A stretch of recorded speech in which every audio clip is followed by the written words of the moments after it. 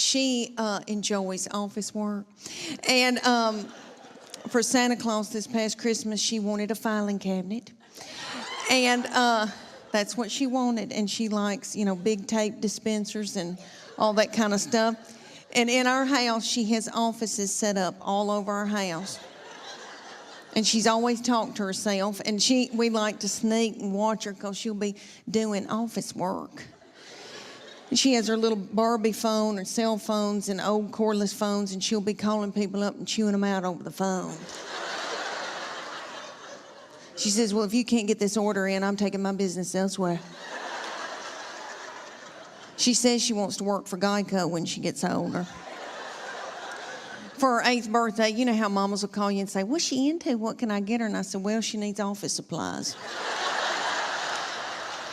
When we went to that little Christian school, there was a lot of Air Force fighter pilots there that teach that train people, and they've got on those jumpsuits with those weighted things in the back, and they had those hats on, and everybody had their hair shaved and all that, and so that school had a big thing where it was like Daddy Day, where your dad comes and talks about what they do for a living, and so they had these fighter pilots like, Maverick, coming with this big thing on their head with that thing, and these children were fascinated, and my boy was fascinated, and for a long time wanted to go in the military and was just fascinated by it. My poor husband had to go and talk about installation in the side of mobile homes. But he took a video and it showed men blowing installation in the side of these houses. And the kids kind of liked that. And then I brought extra candy and threw it at little kids. I have the big panties, but then I have a drawer with little tight, hateful panties in them. And I wear those when, some bills need to get paid. You know what I'm saying?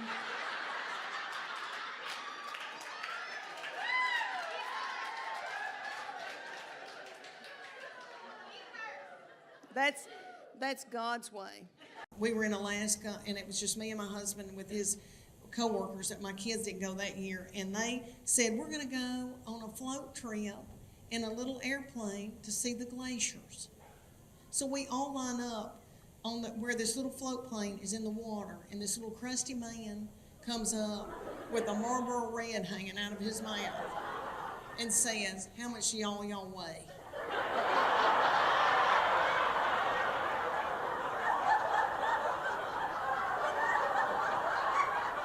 And I can tell you right now, I lied through my teeth. And I'd say everybody else did. I think everybody lied. And I thought, this little man doesn't have a good count. This little man doesn't have a good count. We're all going to die up in this plane. We drove to Oxnard. I worked the first weekend in Oxnard, and they are darling people. I thought, who are these people? Who is out here living? Because there's big old houses with boats pulled up to them. I've never seen anything like that. I thought, who are these hoop-de-doo people? And I asked them, I go, what do people do here for a living? And they said, we farm. Well, I'm from farming people. I'm from farming people. And we grow alfalfa and corn and soy. And so I asked them, I go, what do y'all farm? And they said, strawberries and dope.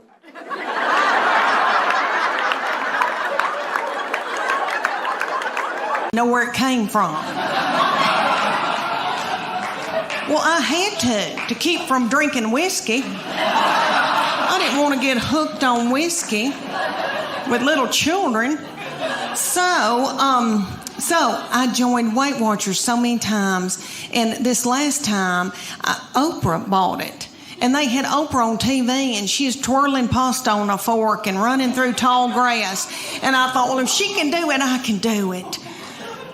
No, so, no, turns out, no, for the 9th time. But what the deal is they give you a point value on food. So, fruits and vegetables are free.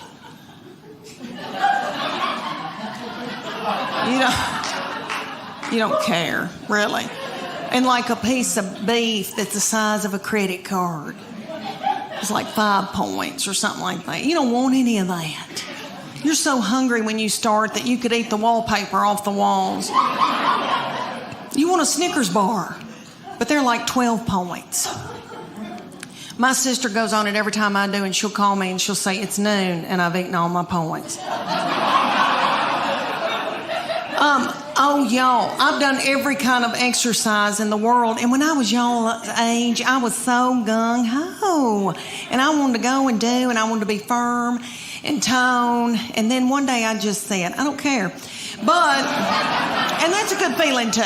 But when I was y'all's age, I was big into CrossFit. Do y'all have CrossFit here? Ooh. Hey, we show up, didn't know it was picture day. I had on a horrible looking sports bra that had lost all of its support, and I should have bizzed it the night before. It had a gray tint to it, and it really wasn't gray, it was white. And if I'd have known it was going to be picture day, I'd have gotten a spray tan. But anyway, they said, take your top off, to me and Becky, and they go, just leave on your sports bra and your spandex, and we're going to take your picture. And I was like, whoa, wait a minute. And I didn't want those little boys to not ever want to marry and have children. So I said, Becky, me and you, we're going in the back. I said, I'm taking Becky's picture and she'll take mine. So we went in the back room, and Becky went. And I said, what are you doing, Becky? Don't you want to win this thing? I want to win it. So I took my spandex and shoved it under my stomach and went.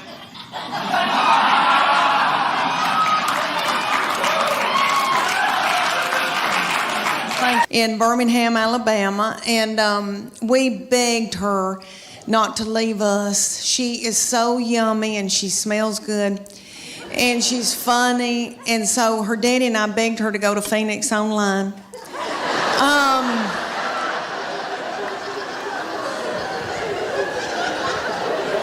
Because she is so fun, and she said, please get out of my butthole and quit staring at me.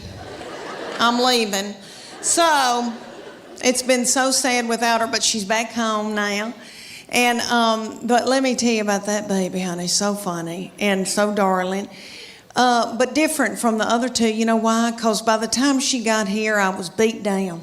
I was so beat down. So tired and just had given up. And their daddy, very successful, traveling around with Clayton Homes. And I know he's with Clayton Homes, we have dental. And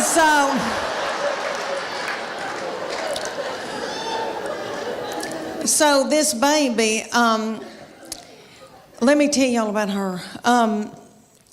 I have treated her different from all the other ones, honey, because, all right, everything that she'd do, like she'd start crying when she's a baby, because babies, you know, the third, fourth, and fifth, you know, they cry, and you just let them. And I'd be like, what's she crying about? She wants your toy? Well, just give it to her.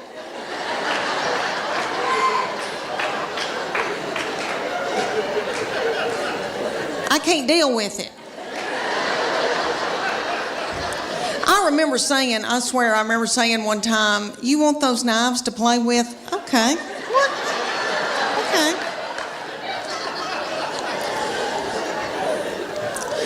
When she was at getting her driver's license, so different from when the first one got his. Honey, he got his, and we were so strict with him. We'd say, you can go to school, but you got to call us when you get there. You can only come home. And then after 6 months, we were like, you can go to Steak and Shake. And then you got to come home. So strict. Then the second one didn't care anything about driving, really didn't start till she was close to 17. Well, this baby wanted hers the day she turned 16. I didn't think she was going to pass it because she doesn't care. So, but she did because she's smart. All right, let me tell you, she's one of those kids that, I know y'all know people like this. Like if I gave her $20 and said, make it to New York tonight, she would do it and have money left over. Like she's, you know, people like that, like got it up. Okay. So she passed that test. I was so mad because I thought, oh, I'm not going to have a baby in the car with me anymore, even though when they're in middle school and high school, isn't that aggravating? when they turn that radio up and it's blasting and I don't like that song and booming and a-doing.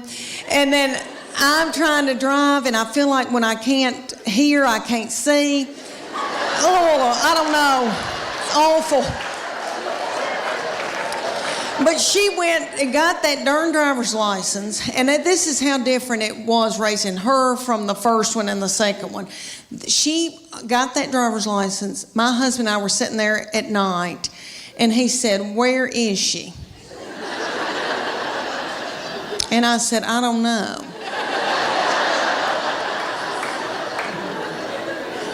And he said, "Does she have any money?" And I said, "I don't know." Nobody ever said another word.